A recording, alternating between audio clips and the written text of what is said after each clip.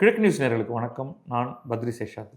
கட்சி நியூஸ் சம்பந்தமாக பார்க்கும் பொழுது, இந்த குதிரை பேரம் கட்சியை உடைக்கிறாங்க என்றெல்லாம் பேசிக்கொண்டிருந்த திமுக கூட்டணியிலிருந்து மதிமுக விலகுவதாக சொன்ன நொடியிலிருந்து 24 மணி நேரத்துக்குள் மதிமுகவை உடைத்து அதிலிருந்து கணிசமானவர்களை தன்னுடைய கட்சியில் சேர வைத்திருக்கிறது. அந்த நியூஸ் என்னங்கிறத இந்து தமிழ் திசையில் வந்திருக்கிறதோடைய அடிப்படையில் கொஞ்சம் பார்ப்போம். 24 மணி நேரத்துக்குள் வைகோ திமுக கூட்டணியிலிருந்து மதிமுக விலகுவதாக அறிவித்த 24 மணி நேரத்துக்குள் மதிமுகவின் மூத்த தலைவர்கள் உள்ளிட்ட 150க்கும் மேற்பட்ட முக்கிய நிர்வாகிகள் திமுகவில் நேற்று அதிகாரப்பூர்வமாக இணைந்தனர். பட் அதுக்கும் காரணம் இருக்குது. இதை பற்றி நம்ம முன்னாடி பேசியிருக்கோம். ஏதோ ஒரு கட்டத்தில் வைகோ தன்னுடைய மகன் துரை வைகோவை மேலே தள்ளுறாரு. அப்படியே ஒன்றுமே இல்லாமல் இருந்தவர் கட்சிக்குள்ளே வராரு, கிடுகிடுன்னு மேலே போகிறார். இதே மாதிரியான ஒரு குற்றச்சாட்டை முன்வைத்து தான் நான் கட்சிக்கு இவ்வளோ பண்ணியிருக்கேன், திமுகவில் என்னை ஒதுக்கி வைத்து விட்டு தன்னுடைய மகன் ஸ்டாலினை முன்னுக்கு கொண்டு வருகிறார் அப்படின்னு சொல்லிட்டு தான் இவர் திமுகவிலிருந்து விலகி மதிமுகவை ஆரம்பித்தார்.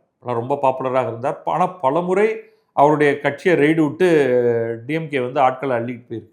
இது சர்வசாதாரணமாக நடந்திருக்கு. அதற்கு பிறகு ஒரு கட்டத்தில் இவர் டெமோக்ரஸி எல்லாம் என்னுடைய கட்சிக்கும் ஒத்து வராது, எனக்கு பிறகு என்னுடைய மகன் துரை வைகோ தான் அப்படிங்கிற ஒரு முடிவுக்கு துரை வைகோவை முன்னுக்கு கொண்டு வந்த உடனே பலர், இங்கே சென்னையை எடுத்துக்கிட்டிங்கன்னா மல்லை சத்யா, இன்னும் நிறைய பேர் சொல்லலாம். உங்களுக்கு நாஞ்சில் சம்பத் சொல்லலாம். அவர் வைகோ கூடவே வந்தவர்.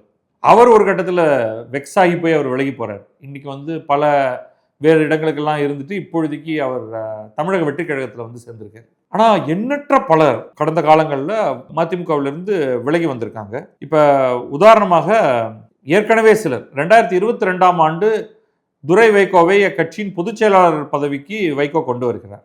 அவருக்கு முதன்மை செயலாளர் பதவியும் வழங்குகிறார். அந்த சமயத்தில் இதற்கு எதிர்ப்பு தெரிவித்து கட்சியின் மூத்த நிர்வாகிகள் திருப்பூர் துரைசாமி, டிஆர்ஆர் செங்குட்டுவன், புலவர் செவந்தியப்பன், பொட்டா அழகு சுந்தரம் இவர்கள்லாம் அதிருப்தி நிர்வாகிகளாக இவங்க அதிருப்தி தெரிவிச்சிருந்தாங்க. அப்போ இவங்களெல்லாம் ஒழுங்கு நடவடிக்கையெல்லாம் கூட எடுத்தார் வைகோ.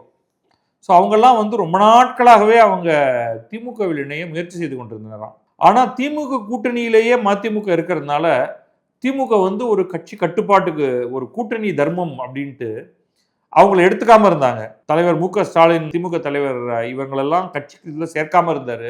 இப்போ 24 மணி நேரத்தில் சேர்த்துட்டார். நேற்று முன்தினம் இந்த மதிமுக கூட்டம் நடந்தது. உடனே நேற்றுக்கே ஒரு பெரிய நிகழ்ச்சி ஒன்று நடந்து அண்ணா அறிவாலயத்தில் இந்த மதிமுக முன்னாள் மாநில மாவட்ட நிர்வாகிகள் தங்களை திமுகவில் இணைத்து கொண்டனர். புலவர் செவந்தியப்பன், டிஆர்ஆர் செங்குட்டுவன், பொட்டா அழகு சுந்தரம், ஆர்எம்எஸ் சேகர், விடுதலை வேந்தன், டிஆர்ஆர் மதியழகன் போன்ற சிவகங்கை, திருவள்ளூர், விருதுநகர், திருப்பூர் ஆகிய மாவட்டங்களைச் சேர்ந்த வழக்கறிஞர்கள், நிர்வாகிகள் 150க்கும் மேற்பட்டோர் திமுகவில் ஐக்கியமாகினர். இந்த பொட்டா அழகு சுந்தரம்னு சொல்றார் இல்லையா, அவர், புலவர் செவந்தியப்பன் ஆகியோர் வைகோவுடன் பொட்டா சட்டத்தில் கைது செய்யப்பட்டு ஓராண்டுக்கும் மேலாக சிறைவாசம் அனுபவித்தனர்.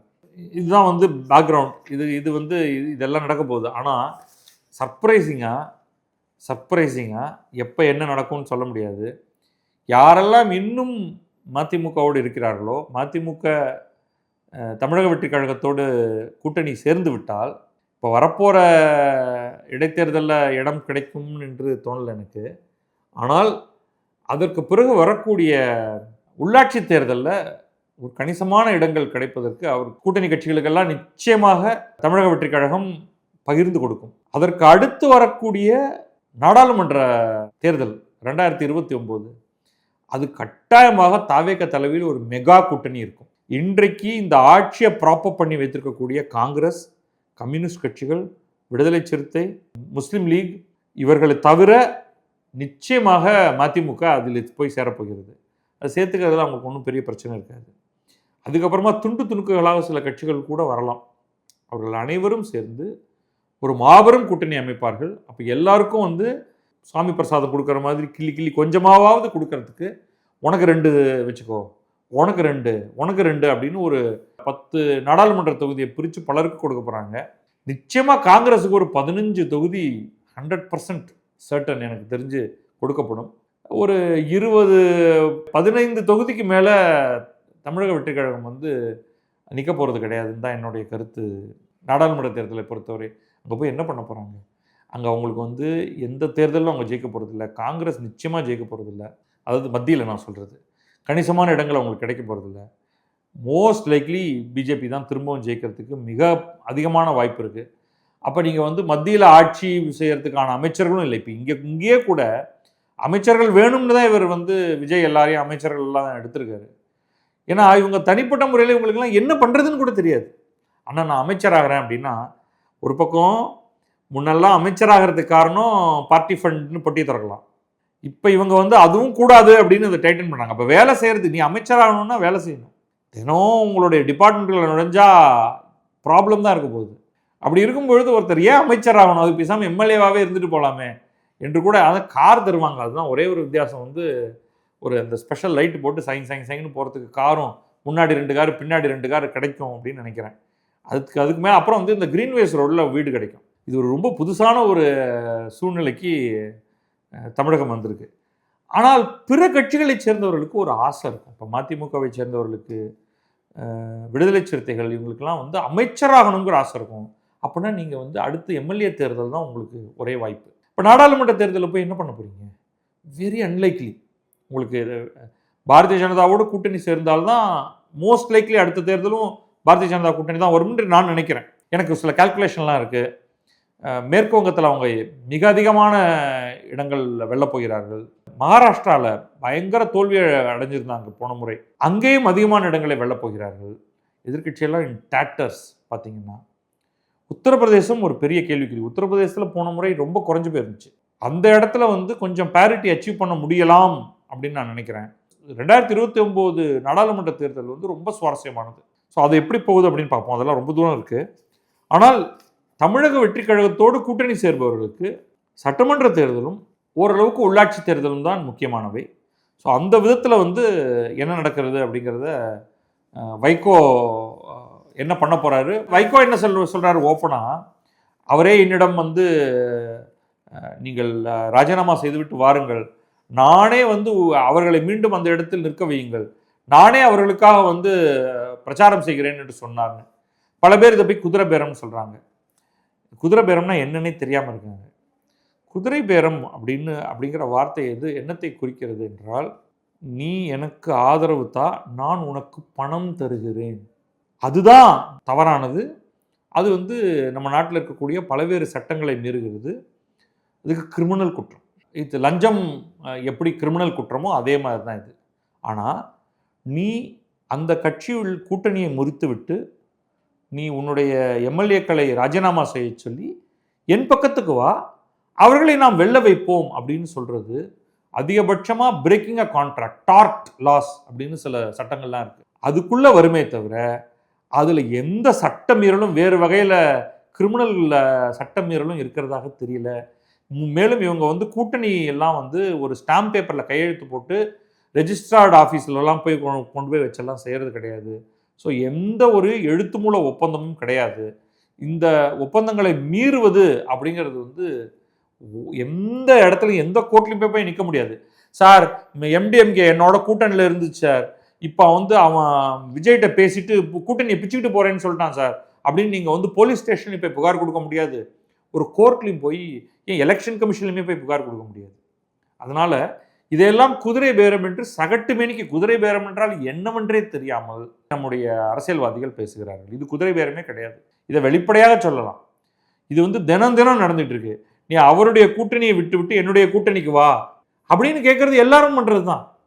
அது நியாயமாக தானே சொல்கிறீங்க. நீங்கள் வந்து உதயசூரியன் சின்னத்திலேருந்து வந்திருக்கிறதுனால அவங்க ஓப்பனாக தான் அதை வந்து அத்தனை பேர்ட்டையும் அவங்க வந்து கடிதம் எழுதி கேட்டார்கள். கம்யூனிஸ்டுகளுக்கு கடிதம் வந்தது, விடுதலை சிறுத்தைகளுக்கும் முஸ்லீம் லீகுக்கும் கடிதம் தரப்பட்டது.